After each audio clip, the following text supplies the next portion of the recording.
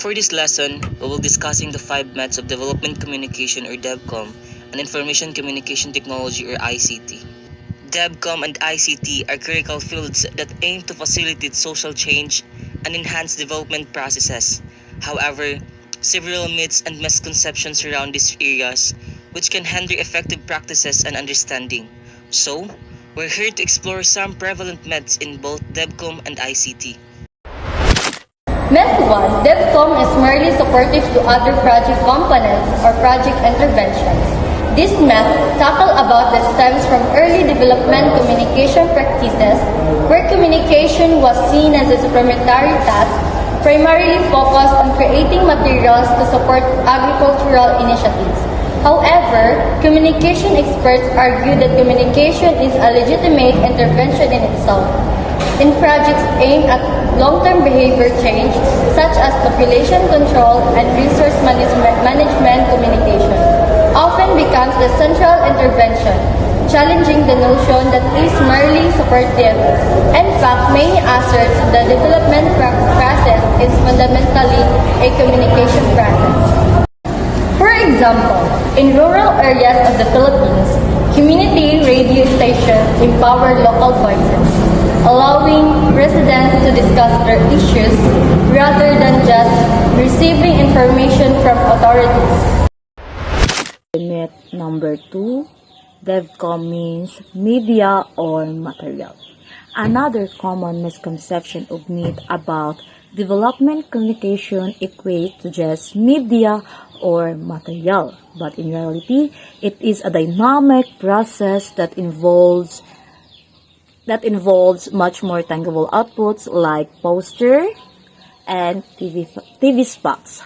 Focus solely on this deliberates overlooks the primary goal of having IAC, which stands for Information, Education, and Communication Components. DevCom are materials or tools help people who are talking, sharing information, and work together to have a social change within their community. One of the examples is that a teacher is writing on the board but also talking to the students, answer their question, and help them learn more knowledge. In DevCom, the development project, program, or organization itself serves as primary source of information. It provides first-hand data, insight, and experience directly related its specific goals, activities, and outcomes. The information is essential for understanding the context, challenges, and success of development initiative. However, it's important to note that it's not a sole information.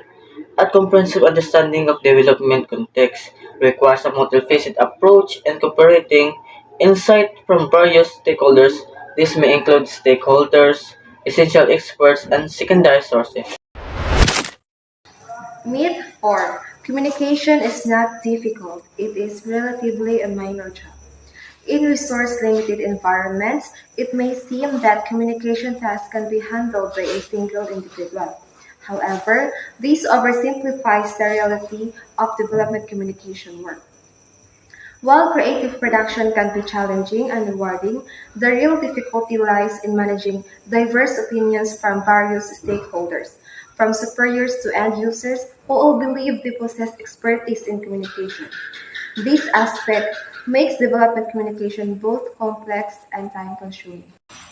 For example, your boss might want the message to focus on the science behind the vaccine, while the local community leader believes it's more important to emphasize personal stories or testimonials from people in the village. The healthcare workers in the area might think the message should focus on the safety and benefits of the vaccine, but they may have different ideas on how to communicate that based on their direct experiences with the community. Now, the myth number 5. If the project fails, communication is to blame. A common refrain in project evaluations is that failures are due to inadequate communication efforts. While it's true that effective communication is vital for success, attributing project failure solely to communication oversimplifies complex issues. Now, this myth creates unrealistic expectations about what communication can achieve and overlooks other critical factors influencing project outcomes. ICT myth number 1, technology as the panacea. This myth suggests that simply installing computers in remote areas will lead to instant development. However, this oversimplification ignores the complex social economic factors contributing to poverty. The ICT revolution derived in developed countries under specific conditions that aren't replicated in global South. Development requires more just technology. It demands a comprehensive approach addressing social and economic realities. ICT Myth 2. The direct user myth of farmers, fishers, indigenous people, rural women, and out-of-school youth should be the users of ICT. Directly targeting the poor with ICT interventions may ignore appropriate technology considerations. While the myth emphasizes providing ICT to marginalized groups, the focus should be on building the capacities of support for the poor, aligning with the multi-step flow of communication principle. So the example for the direct user myth is trust and credibility. Farmers may not trust information sourced from unfamiliar sources, especially if it conflicts with their existing knowledge and practices. The myth number 3, the myth of programmer supremacy. This myth equates ICT solely with computer science, sidelining other critical areas like telecommunications and multimedia. ICT encompasses a wide array of disciplines, including a communication and system theory, which are essential for its effective application in society. These are the examples of myth of programmer supremacy. Number 1 is promoting collaborative work, addressing ethical and societal implications, encouraging diversity and inclusion, fostering humility and lifelong learning. And the last one is realistic learning expectations. The myth of programmer supremacy ultimately limits progress by creating an artificial hierarchies within teams. Infrastructure determinism. Infrastructure is seen as key, dominant, or societal outcomes. It has a profound influence on how societies grow, how economies develop, and how cultures evolve, and how people interact with their environment and each other.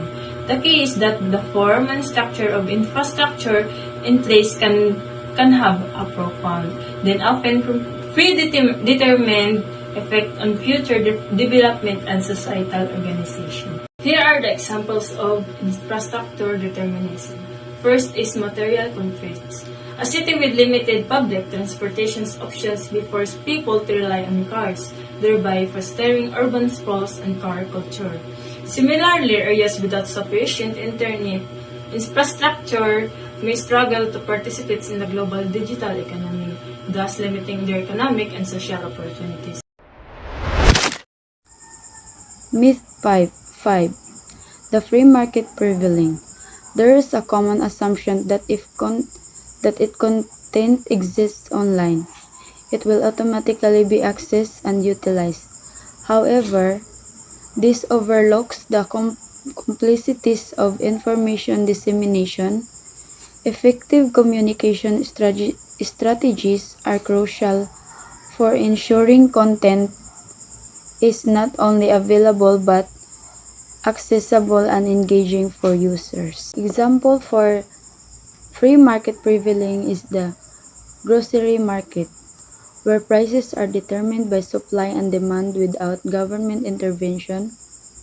For instance, farmers set prices based on their production costs and consumer demand, allowing for